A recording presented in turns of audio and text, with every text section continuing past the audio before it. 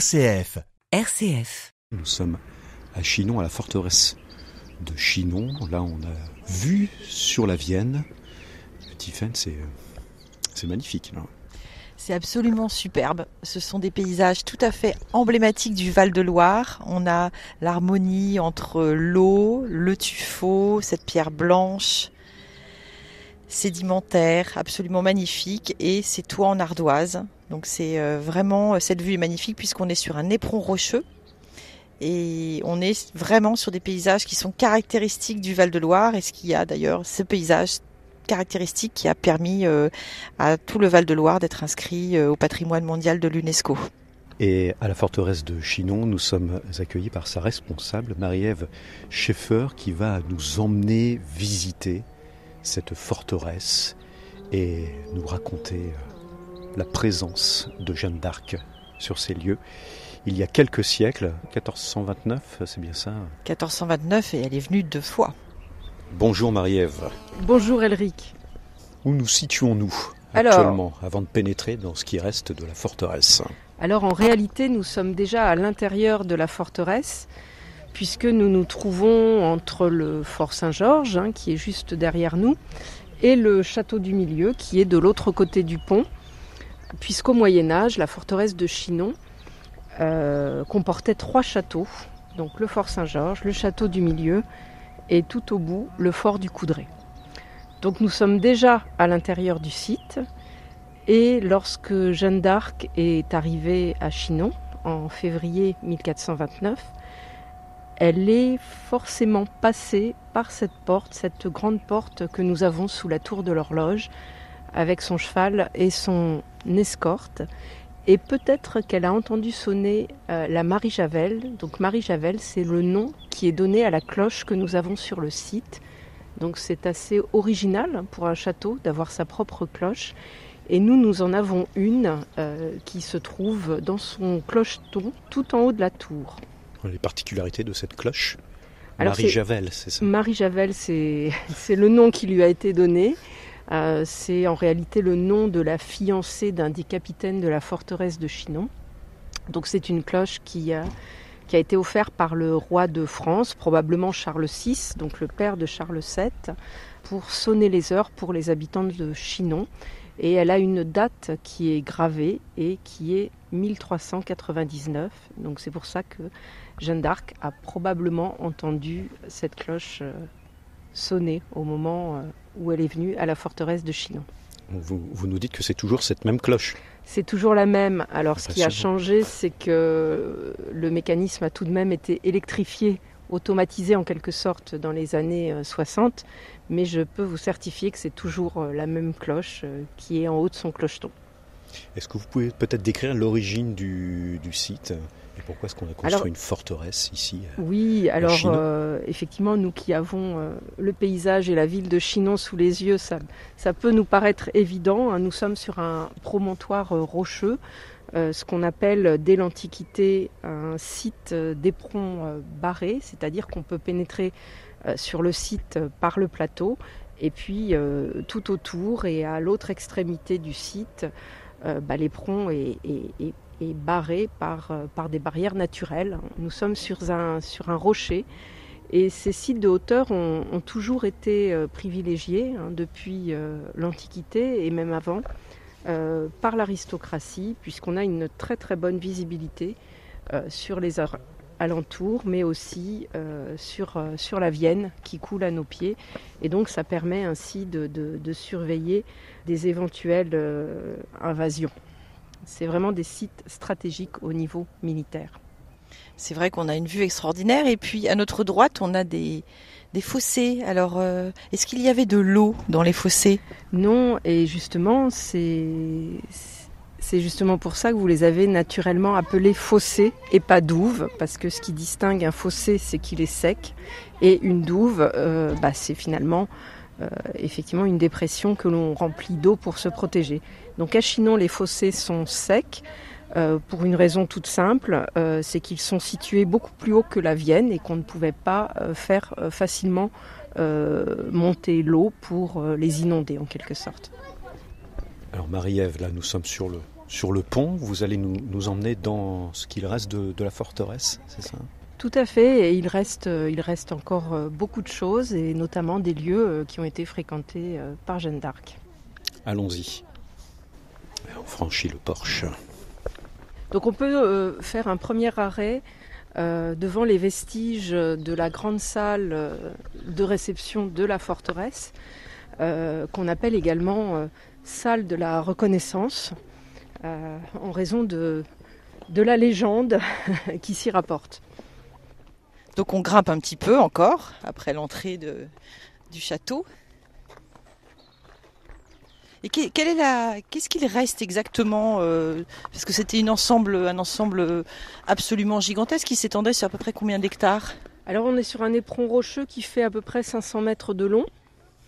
Et effectivement, sous les yeux, on a un parc un petit peu romantique avec des vieux arbres, dont certains datent d'il y a environ 200 ans.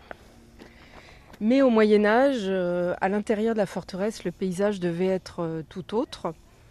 On devait plutôt avoir l'impression d'une petite ville densément construite, avec des bâtiments à la place des parties en herbe.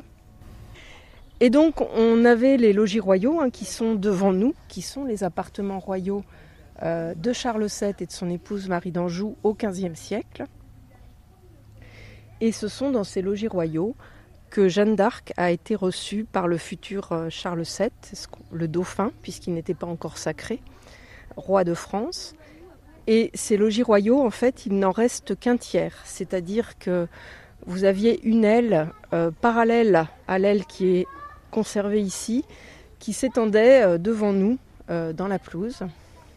Et vous aviez également un bâtiment qui réunissait les deux ailes pour former un U et qui, on va dire, cachait la perspective qu'on a aujourd'hui sur notamment ce très bel arbre qu'on a, qui est encadré par les bâtiments, qui est un Sophora japonica.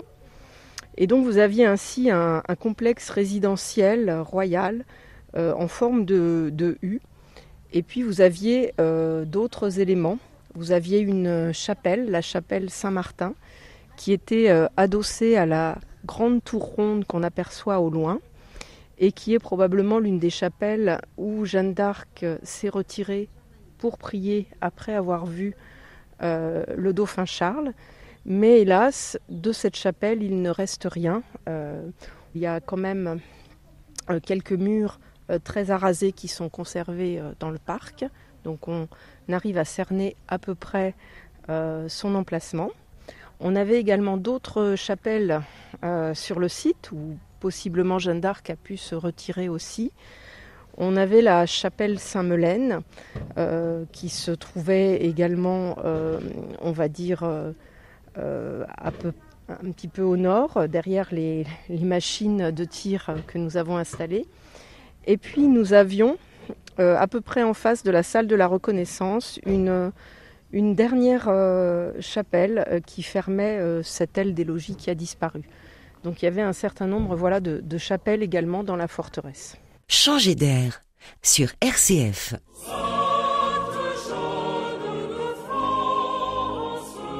Nous sommes à la forteresse de Chinon. Nous marchons dans les pas de Jeanne d'Arc aux côtés de Marie-Ève Schaeffer. Vous l'avez appelée la salle de la reconnaissance. On va arriver au cœur de notre sujet. Peut-être avant de parler de Jeanne d'Arc plus précisément, est-ce qu'on peut peut-être dresser un peu le contexte de l'époque ? Pourquoi est-ce que le dauphin de France se trouve à Chinon ? Pour quelles raisons est-ce qu'ici on a des logis royaux ? Est-ce que vous pouvez peut-être nous dresser un petit portrait rapidement du contexte de l'époque ? Oui, le contexte de l'époque est très particulier. On est en fait au cœur de la guerre de 100 ans, de ce qu'on appelle la guerre de 100 ans. Donc le père du futur roi Charles VII, donc Charles VI, qui était dit le roi fou, avait signé en fait un traité avec l'Angleterre, puisque le roi d'Angleterre à cette époque-là, comme quelques siècles auparavant avec les Plantagenets, En fait, depuis l'époque des Plantagenets, depuis la fin du XIIe siècle, le roi d'Angleterre n'a cessé de revendiquer le trône de France en quelque sorte. Et donc là, en ce premier quart du XVe siècle, on est en plein cœur de la guerre avec l'Angleterre, ce qu'on appelait la guerre de 100 ans. Et donc le père de Charles VII, qui n'avait plus tout à fait son esprit, avait signé une sorte de traité de paix avec l'Angleterre assez désavantageux pour son héritier, qui a dû donc fuir et venir s'installer, on va dire ici en région centre, dans ses nombreuses résidences, parce qu'il en avait plusieurs, donc il a fait des séjours à Chinon. Mais à cette époque-là, on l'appelait aussi le petit roi de Bourges, puisqu'il avait aussi une résidence à Bourges. Et donc il se déplaçait comme ça en région centre, puisqu'il n'avait plus accès, on va dire, à la région parisienne, qui était occupée par les troupes anglaises. Et c'est depuis la région centre qu'il a effectivement commencé à mener l'offensive contre les Anglais, notamment avec l'aide de Jeanne d'Arc, qui dans ce contexte-là est venue de sa Lorraine natale, a chevauché avec une escorte pendant 11 jours pour arriver à Chinon, où il se trouvait à ce moment-là, en février 1429, pour le convaincre de bouter les Anglais hors de France et d'entamer la reconquête de la France. Parce que en fait, les Anglais là, ont conquis aussi plus que ce qui avait été prévu dans le traité de Troyes dont vous avez parlé, parce qu'ils sont à Orléans. Ils sont à Orléans, effectivement, et Jeanne d'Arc, donc qui arrive à Chinon, qui va être reçue d'abord en petit comité par le dauphin Charles. Après, effectivement, toute une période probatoire qu'elle va passer à Poitiers, puis elle va revenir à Chinon. Elle vient 2 fois à Chinon. En réalité, comme je vous le disais, la première entrevue s'est passée en petit comité. C'était pas on va dire, c'était assez courant à l'époque que des femmes, des devineresses entre guillemets, viennent à la rencontre des rois pour leur faire des effets d'annonce. Et finalement, c'est le cas de Jeanne d'Arc, inspirée par ses visions, par ses voix divines. Elle est venue à la rencontre du dauphin pour l'aider à bouter les Anglais hors de France. Et le roi l'a reçue en petit comité avec des conseillers. Il y avait notamment Raoul de Gaucourt qui était présent. Et on va dire qu'il ne lui a pas tout à fait accordé sa confiance dès ce premier rendez-vous. Par contre, il est parti avec elle à Poitiers, où en fait il lui a fait subir un véritable examen de conscience par ses conseillers, par des théologiens également, pour éprouver sa foi. Et donc ce n'est qu'après ce séjour à Poitiers, où on dit aussi que sa virginité a été vérifiée par la reine Yolande d'Aragon. Donc après ces examens de conscience et divers autres examens, eh bien, le roi est revenu avec elle une seconde fois à Chinon, où il l'a présentée officiellement à sa cour. Et c'est ce que certains historiens appellent l'entrevue du cygne. Et c'est vraiment à partir de ce moment-là que le roi, le futur roi, l'a fait équiper avec un étendard, avec une armure. Et elle va devenir le porte-étendard de ses armées. Et elle va commencer effectivement à marcher avec les armées du roi sur Orléans. Alors on va s'approcher un petit peu de cette fameuse salle de la reconnaissance. Alors en fait, il ne reste pas grand-chose finalement. Tous les murs sont écroulés. Il nous reste une cheminée qui est perchée. Tout à fait, il reste le pignon de cette salle. Avec cette cheminée perchée qui nous indique qu'il y avait là 2 niveaux, un rez-de-chaussée et un étage que cette cheminée servait à chauffer. Et c'est précisément à cet étage qu'il faut imaginer en fait la grande salle de réception de la forteresse de Chinon. Alors, est-ce que vous pouvez nous raconter, parce qu'il y a énormément d'idées reçues sur comment s'est déroulée l'entrevue, que le roi s'est caché, qu'il s'est fait passer pour un autre, etc. Qu'est-ce qui s'est passé vraiment lors de cette première rencontre ? Alors lors de la première rencontre, que les historiens fixent fin février 1429, c'était une rencontre en petit comité avec des proches du dauphin, des conseillers qui ont effectivement reçu Jeanne d'Arc dans ce qu'on appelait la chambre de parement du roi.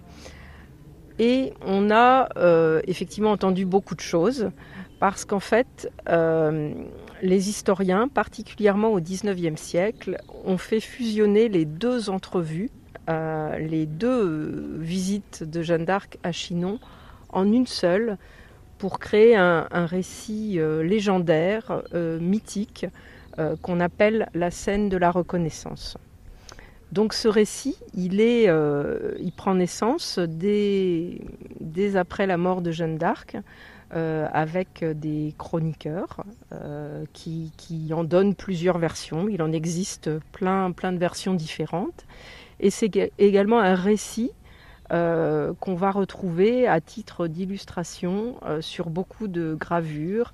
À la forteresse, nous avons une tapisserie dite de la reconnaissance qui raconte aussi cette scène. Donc la légende, entre la fin du XVe siècle et le XXe siècle, cette légende s'est vraiment développée et fait vraiment désormais partie du mythe de Jeanne d'Arc. Donc cette légende, elle raconte effectivement, et c'est ce qu'on pourra voir sur la tapisserie de la reconnaissance, elle raconte que le roi, pour mettre à l'épreuve Jeanne d'Arc, s'était caché parmi la foule et avait mis quelqu'un d'autre sur le trône avec les attributs de la royauté, le sceptre, la couronne. Et le roi s'était caché. Et Jeanne d'Arc, inspirée par ses voix divines, selon la légende, ne s'est pas laissée berner par cette mise en scène et elle est allée vers le vrai roi qui était habillé modestement et caché parmi la foule et donc elle l'a reconnu grâce à ses voix. Et c'est une effectivement très belle légende et qui est la fusion de ces deux entrevues et fusion de ces deux entrevues parce que d'une part, elle montre effectivement cette volonté, ou le fait que le roi lui ait pas fait confiance tout de suite, qui est une réalité, puisqu'il est parti avec elle à Poitiers pour prendre des avis, et qui montre également, la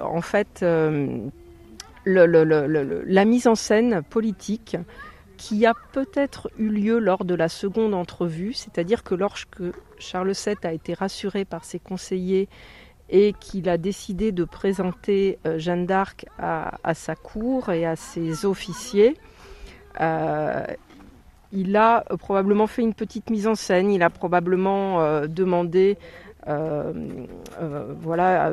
Jeanne d'Arc de lui donner symboliquement des signes de sa réussite à venir. Et Jeanne d'Arc lui aurait à ce moment-là annoncé la libération d'Orléans. Alors quand Jeanne d'Arc, après sa première entrevue, est allée à Poitiers, on va dire combien de temps s'est-il passé entre la première entrevue et la deuxième entrevue ? Alors les historiens spécialistes de Jeanne d'Arc, notamment Colette Beaune, considèrent que Jeanne d'Arc est arrivée pour la première fois à Chinon entre le 23 et le 25 février 1429.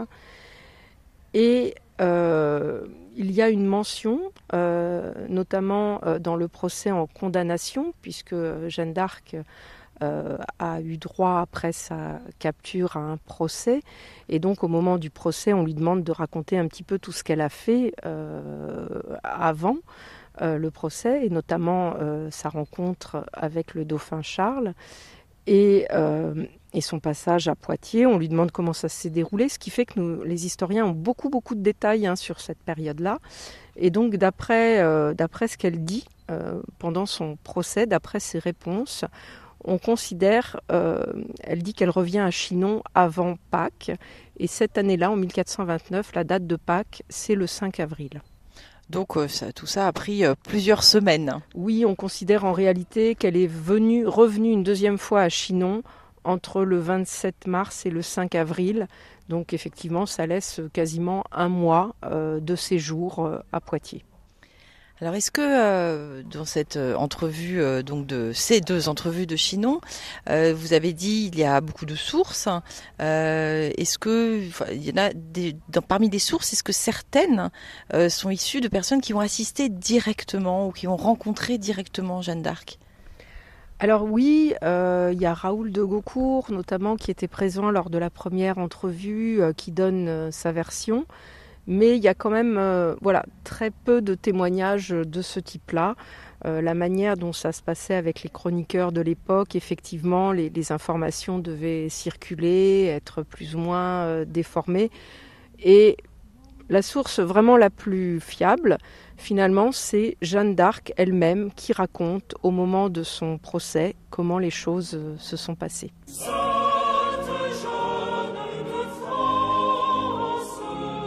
Vous êtes au cœur de la forteresse de Chinon pour ce programme autour de Jeanne d'Arc. Nous sommes en 1429. Notre hôte pour cette visite, Marie-Ève Schaeffer, c'est Tiffaine de Toury et Elric Huguet du Lorrain au micro. Écoutez plus loin que le bout de son nez, RCF. On peut regarder un moment la plaque commémorative qui a été posée en 1929. Hier, il se trouve que j'étais à Poitiers et je suis justement passée hier dans les rues de Poitiers sur une de ces plaques, devant une de ces plaques qui montrait pas très loin de la cathédrale Saint-Pierre, l'endroit où Jeanne d'Arc a été interrogée à Poitiers par les conseillers du roi. Et donc ces plaques, vous en avez aussi quelques-unes à Tours, je crois qu'il y en a 2 ou 3 à Tours, et ce sont des plaques anniversaires qui marquent le 500e anniversaire du passage de Jeanne d'Arc à Chinon, mais donc également à Poitiers, et je crois savoir qu'il y en a à Orléans comme à Tours. Le 500e anniversaire du passage de Jeanne d'Arc dans plusieurs endroits en France, c'est aussi donc 1929, la date de sa canonisation, puisqu'elle a connu un procès en canonisation. Oui, absolument. Après la Première Guerre mondiale, quelques années après la Première Guerre mondiale, Jeanne d'Arc est devenue une sainte pour l'Église catholique, et c'est aussi lié effectivement à ce rôle important que Jeanne d'Arc a toujours joué pendant les 2 guerres mondiales que nous avons connues. Donc, au cours de la Première Guerre mondiale, elle était un réel soutien moral pour les soldats, comme peuvent en témoigner les très nombreuses cartes postales que l'on retrouve, que les familles adressaient aux soldats et qui étaient donc à l'effigie de Jeanne d'Arc. Et il est vrai également que pendant la Seconde Guerre mondiale, son image a également été utilisée, notamment par le gouvernement réfugié à Londres, et qui diffusait par avion, qui inondait de tracts à l'effigie de Jeanne d'Arc, en recommandant cette fois aux Français de bouter les Allemands hors de France. C'était des tracts qui étaient diffusés par la RACF.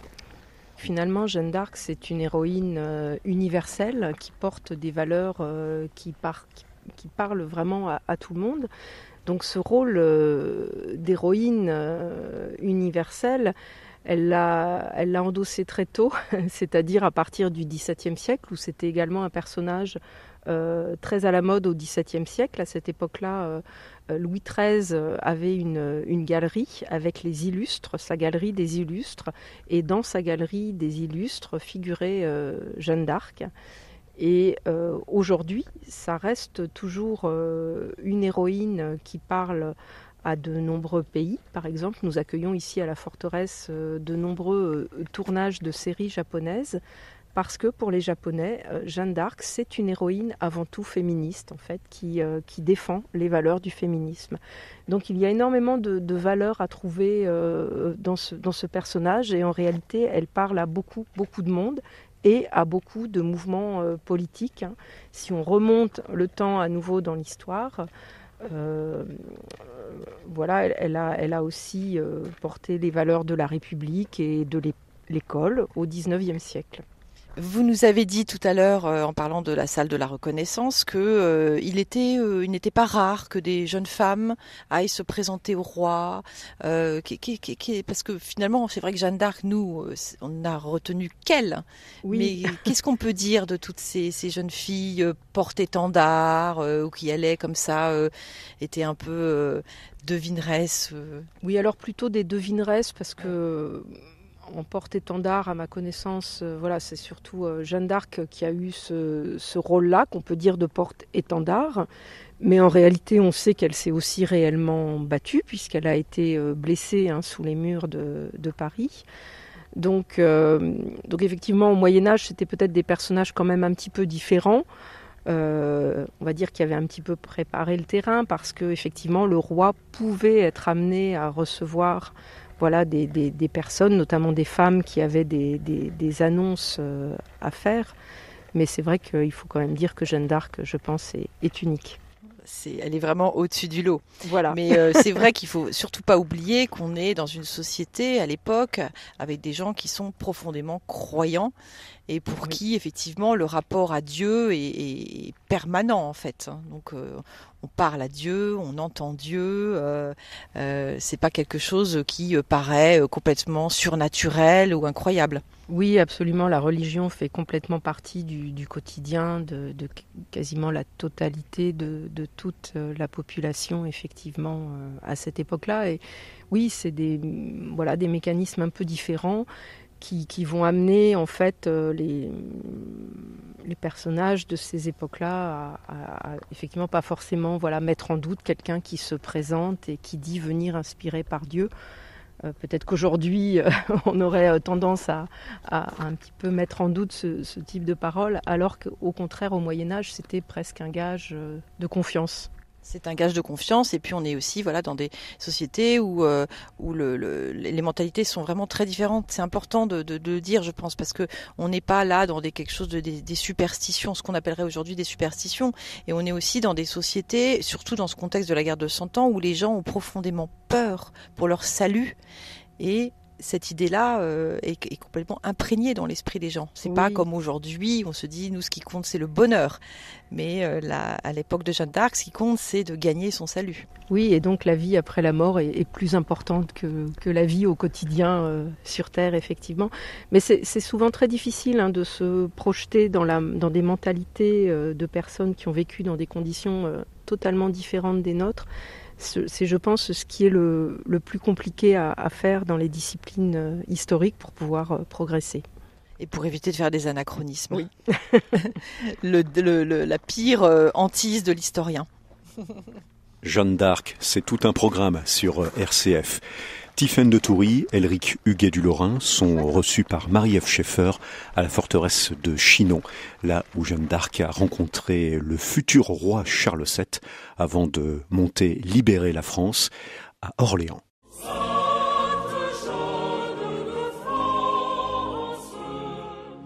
Écoutez le verre à moitié plein, RCF. On va dans les logis, donc on va traverser des espaces dédiés au Plantagenet et d'autres plutôt dédiés à Jeanne d'Arc et à Charles VII. Voilà, donc on commence par une salle où on peut voir en fait des objets qui ont été trouvés lors des fouilles archéologiques qui ont eu lieu sur le site. C'est là qu'on va trouver principalement ce qui reste des chapelles du site. Alors c'est un petit peu triste parce qu'il n'y a pas grand-chose. On a des éléments de lapidaire d'une chapelle qui se trouvait sur le fort Saint-Georges. On a également au milieu de cette table un chapiteau qui est peut-être un chapiteau de la chapelle Saint-Melaine qui se trouvait dans le château du Milieu. Et donc, si on fait un petit peu le tour de ce chapiteau, ce qu'on peut voir dessus, c'est un thème religieux, de la pesée des âmes. Et puis juste derrière vous, nous avons Saint-Georges, le patron des chevaliers. Ce Saint-Georges, ce haut relief de Saint-Georges, il appartenait à la chapelle du fort Saint-Georges, et donc dont il ornait le fronton. Et donc vous voyez sous le cheval ce qui reste du dragon. Vous savez bien sûr qu'au Moyen-Âge, le dragon c'était le symbole du mal, du diable. Et donc Saint-Georges, comme Saint-Michel, combattent ce dragon et le terrassent, et sont vainqueurs. Voilà. Alors, est-ce que là, on emprunte un escalier que Jeanne d'Arc a emprunté ? Alors, peut-être. On ne peut pas réellement le savoir. Dans son procès, à un moment,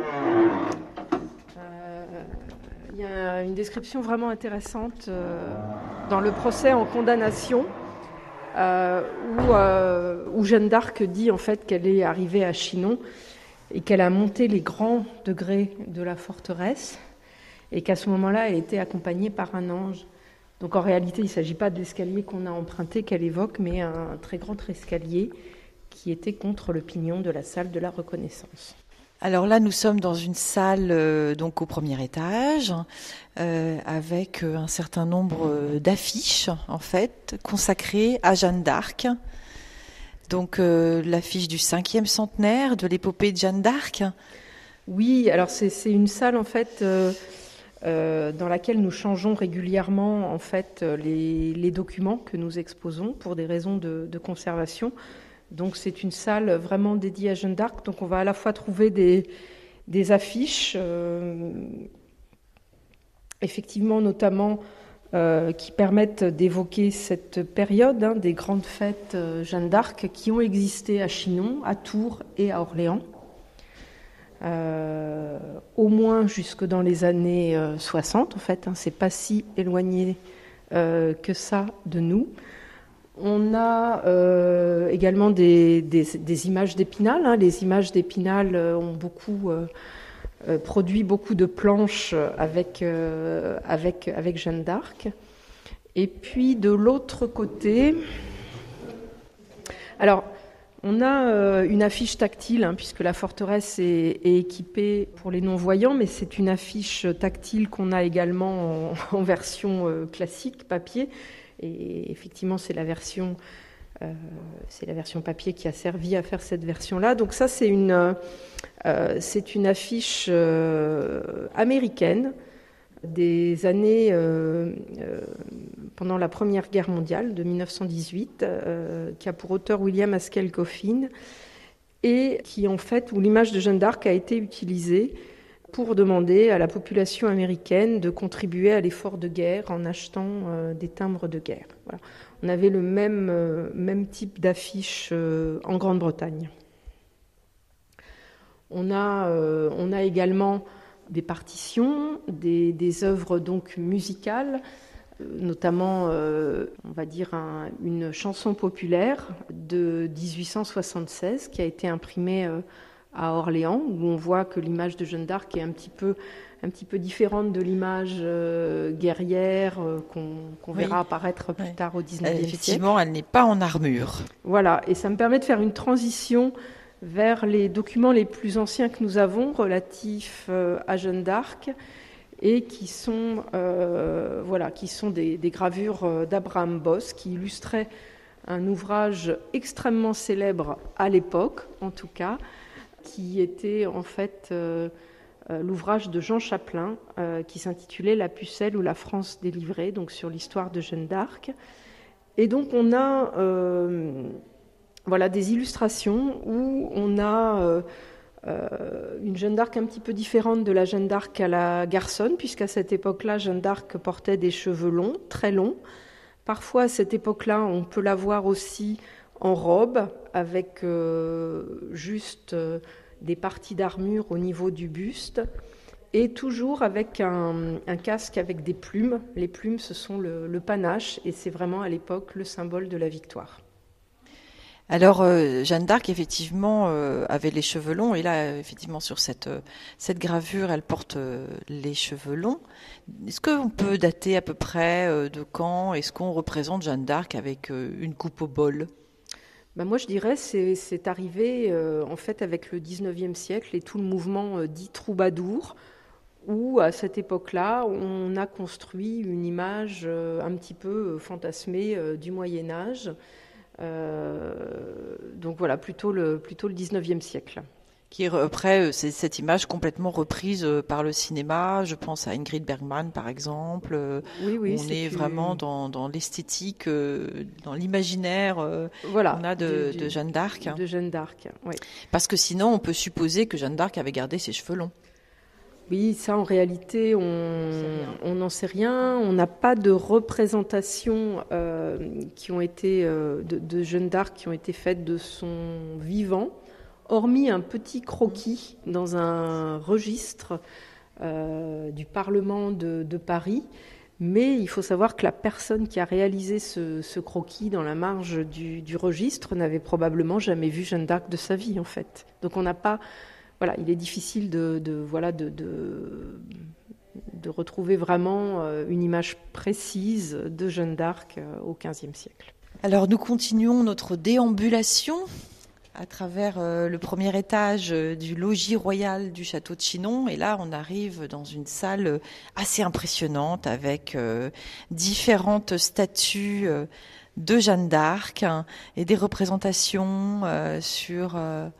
Oui, de la alors vaisselle. on a beaucoup de choses. Alors des choses qui peuvent parler au Tourangeau, notamment la statue en plâtre qui en fait est une maquette réalisée par François Sicard. La statue définitive étant ici à Chinon dans l'église Saint-Étienne, et elle est en marbre, me semble-t-il. Donc en fait, on a beaucoup de maquettes de statues devant nous. On a aussi cette Jeanne d'Arc à cheval, qui est également une maquette. Et en réalité, il a été tiré 3 statues de cette Jeanne d'Arc équestre. Donc je sais qu'on en a une au niveau de la cathédrale de Reims, et c'est une Jeanne d'Arc qui tourne le dos à l'entrée de la cathédrale de Reims. Cette statue, elle est due à Paul Dubois. On a également de l'autre côté une statue de François Rude. Donc c'est la Jeanne d'Arc à l'étendard debout.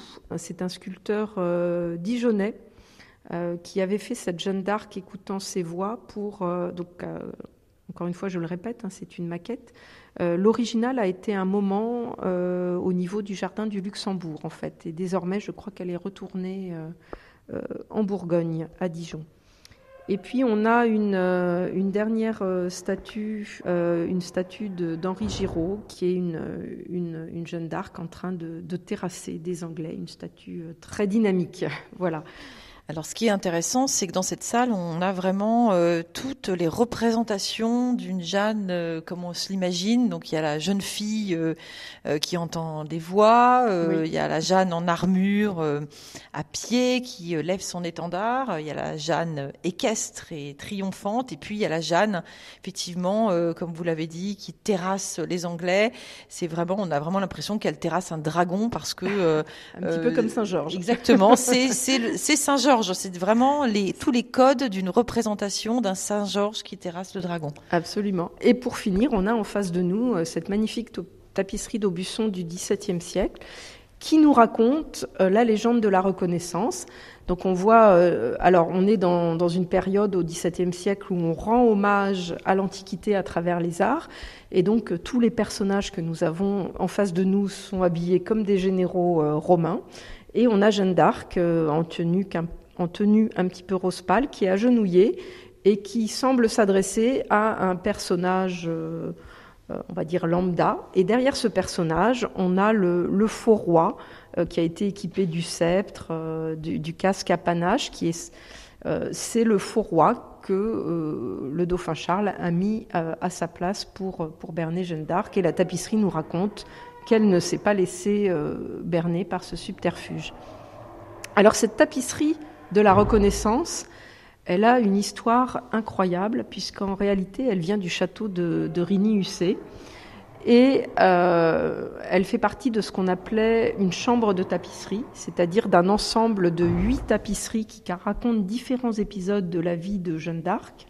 On peut avoir notamment la prise des tourelles à Orléans, on peut avoir différents épisodes de la vie de Jeanne d'Arc. Et donc elle a une histoire incroyable, puisque ces tapisseries ont été volées au château de Rigny-Hussé dans les années 70, sauf celle-ci qui se trouvait déjà en prêt à la forteresse, ce qui lui a permis d'échapper au vol. Et après, le département l'a rachetée en fait au duc de Blacas.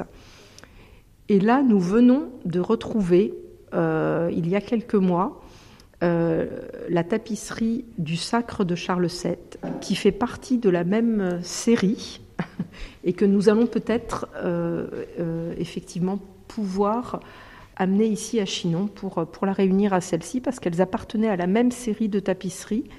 Alors il y a existé plusieurs séries de tapisseries sur la vie de Jeanne d'Arc tissées dans les ateliers d'Aubusson, dans la Creuse. Sauf que celle-ci, elle est unique et on peut l'identifier grâce à la bordure qui fait tout le tour de la tapisserie, où on voit des armes, des instruments de musique, des trophées, enfin tout un vocabulaire militaire. Et ça, c'est vraiment la marque de toutes les tapisseries qui appartiennent à cette chambre de tapisserie de Rigny-Hussé, puisque à chaque fois, les scènes peuvent être plus ou moins identiques, mais la bordure va être différente en fonction de la série. Donc c'est comme ça qu'on est sûr d'avoir retrouvé une seconde tapisserie qui appartenait à cette série disparue. Et alors cette tapisserie est dans un état de conservation exceptionnel, hein. On voit le rouge qui est encore tout à fait flamboyant, éclatant. Oui. Et la tapisserie du sacre est également dans un état exceptionnel au niveau de l'éclat des couleurs. Donc c'est effectivement des choses qu'il faut absolument préserver, parce que autant on peut restaurer des tapisseries, recoudre des trous, essayer de combler des lacunes, autant l'éclat des couleurs, il faut les préserver au maximum. C'est pour ça que les volets de la salle dans laquelle nous nous trouvons sont fermés et que toutes les ampoules qui éclairent la scénographie sont des ampoules anti-UV. Parce que les tapisseries passent très vite à la lumière du jour. Alors, en continuant notre déambulation, après Jeanne d'Arc et Charles VII, qui est devenu Charles VII, en partie grâce à Jeanne d'Arc, qu'est devenu le château de Chinon, une fois que Charles VII a récupéré son trône, son royaume plutôt que son trône? Oui, alors c'est vrai que la forteresse de Chinon a vraiment accueilli 2 cours royales seulement à ces 2 moments-là, donc au moment d'Henri II Plantagenet et au moment de Charles VII et Jeanne d'Arc. Et après, la forteresse de Chinon est tout simplement redevenue un château, une garnison, avec des entrepôts à munitions, avec une petite poignée d'hommes qui gardaient le château. Donc, effectivement, après cet épisode-là, la forteresse de Chinon n'a plus abrité en fait d'épisodes réellement importants ou de rois de France après Charles VII.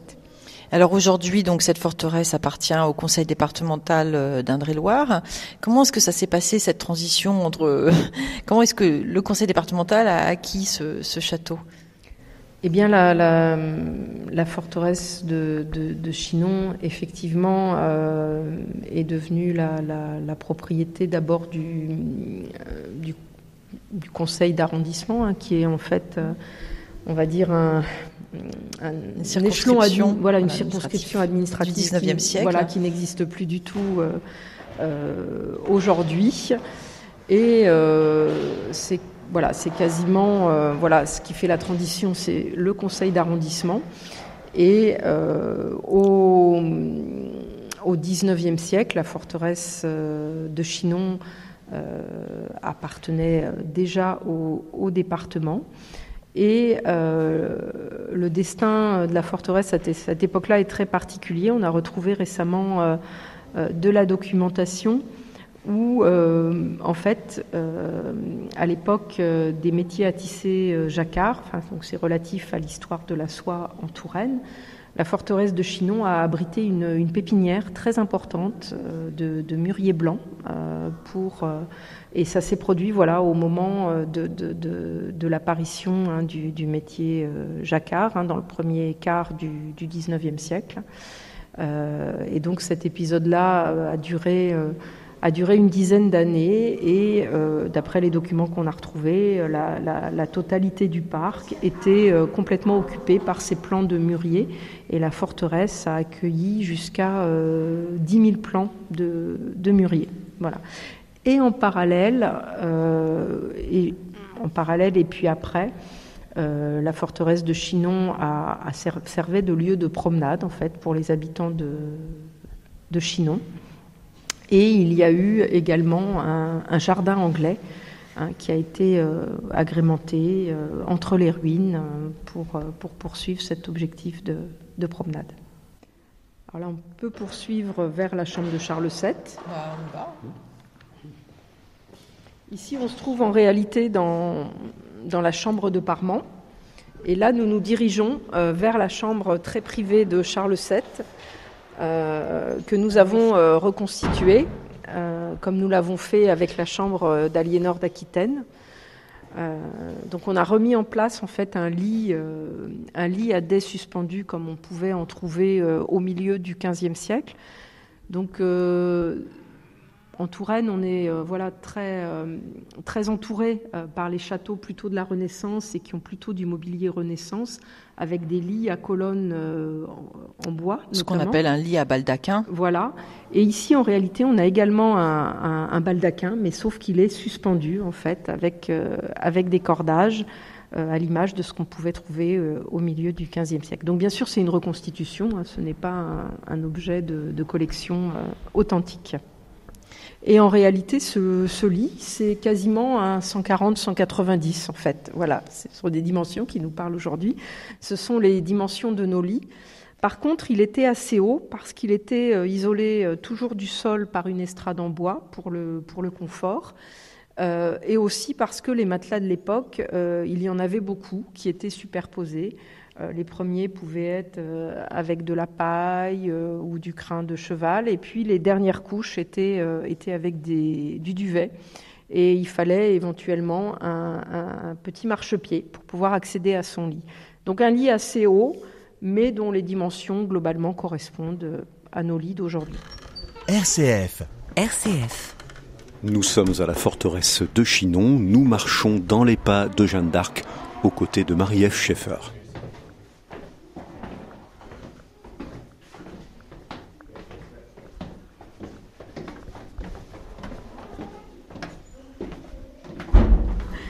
Une petite manif, puis là on peut s'asseoir si on veut d'ailleurs.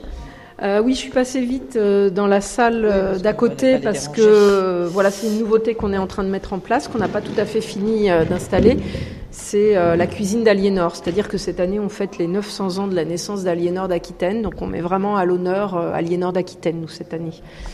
Et donc pour cette reconstitution, on a notamment travaillé avec une artiste qui fait des aliments en papier mâché. En fait, tout ce que vous pouvez voir dans la salle d'à côté, c'est en réalité des sculptures en papier mâché.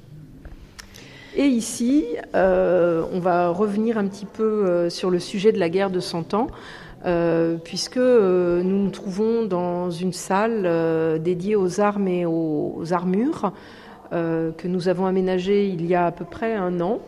Et nous sommes juste à côté, en fait, d'une reproduction d'une armure milanaise du début du XVe siècle.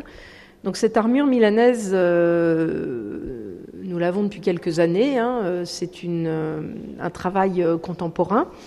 Et elle est très particulière parce que, en fait, en réalité, c'est exactement le modèle d'armure qu'on voit sur le bas-relief de Saint-Georges. Et donc, nous complétons la présentation de cette armure milanaise par un petit film qui a été réalisé par une université suisse qui, là encore, essaye de tordre les idées reçues sur les armures. Et il y en a beaucoup. Et il y en a beaucoup. Et donc, c'est destiné à montrer que les armures, c'était des équipements militaires extrêmement articulés, extrêmement souples.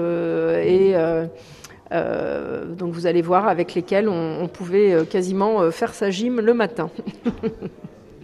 Voilà, c'est, vous voyez, petite démonstration. On grimpe l'échelle, on descend l'échelle. Effectivement, ce petit film tord un certain nombre d'idées reçues.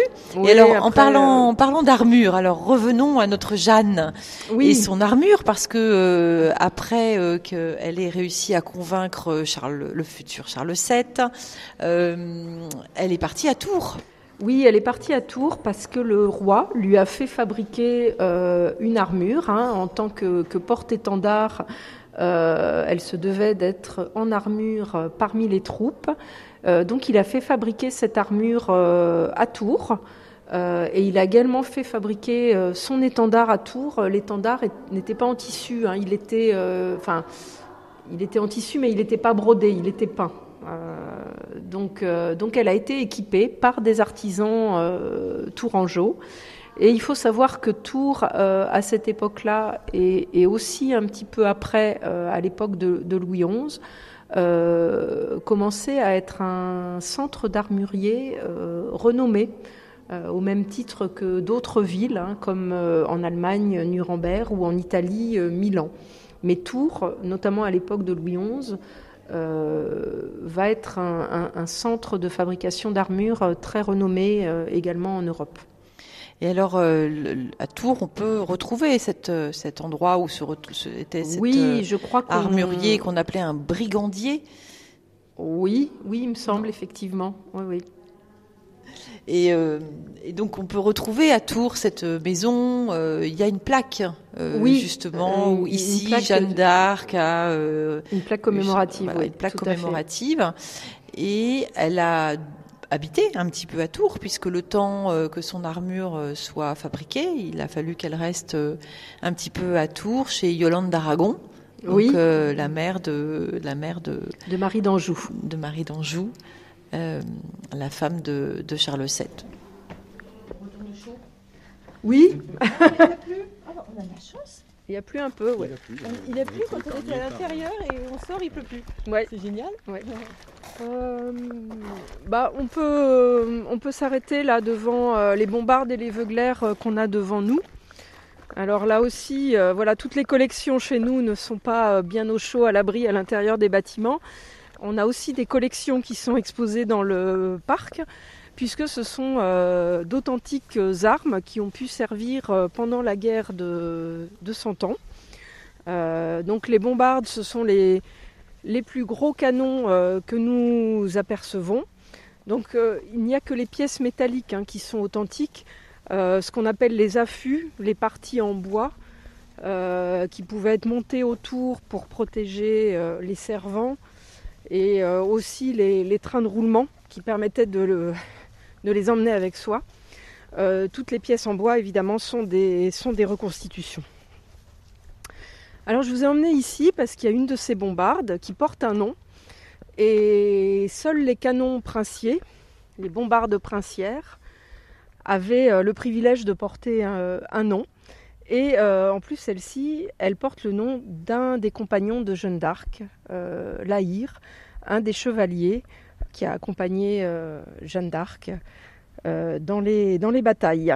Donc on l'a devant nous, la bombarde dénommée La Hire.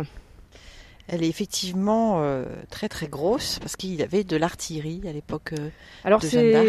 Oui, de l'artillerie, c'est les tout débuts. On peut quasiment appeler ça... de la proto-artillerie qui apparaît à la fin, vraiment à la fin du XIVe siècle. Et cette artillerie très, très primitive, elle ne tirait pas encore des boulets en fer, mais elle tirait des boulets en pierre. Et c'était assez dangereux de servir ce type de machine, parce que la fonte n'était pas encore complètement au point. Et les parties mobiles, qui étaient les boîtes à poudre où on mettait la poudre, pouvaient exploser assez facilement. Donc c'était pas, c'était vraiment les toutes premières pièces d'artillerie.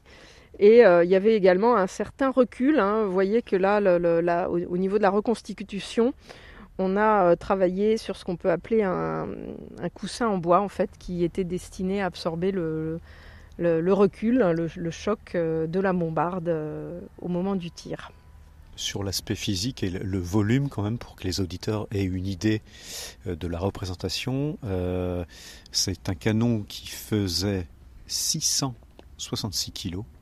Oui, on l'a pesé. Le calibre 33 cm et demi pour une longueur de 1,65 m.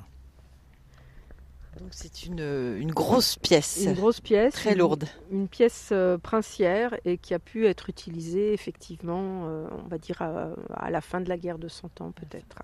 Voilà. Et alors en face de nous, on a une vue magnifique sur des vignes.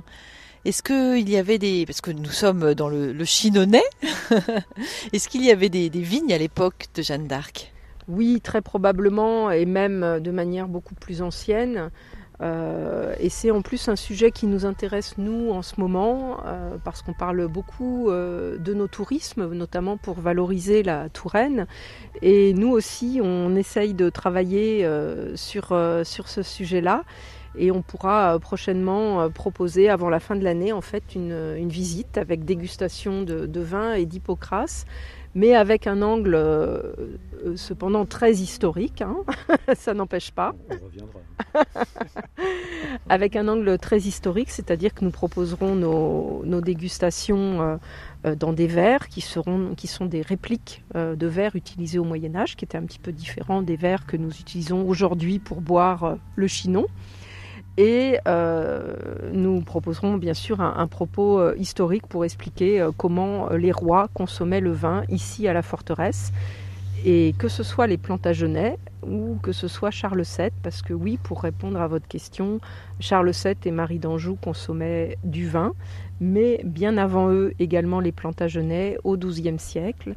Et les traces de vignobles, très probablement les premières traces au niveau archéologique qu'on a en Touraine, c'est autour du 8e, 9e siècle.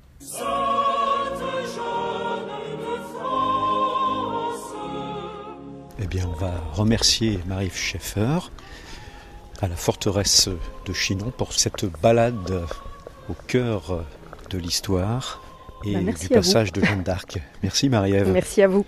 Merci Tiffaine.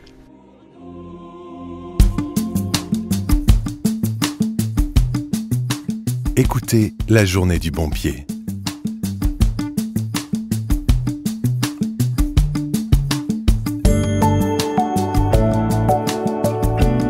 Écoutez La Vie du Bon Côté.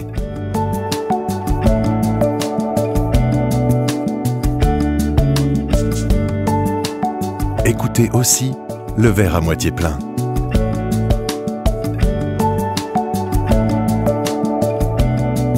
Écoutez Plus loin que le bout de son nez. Écoutez RCF. La joie se partage.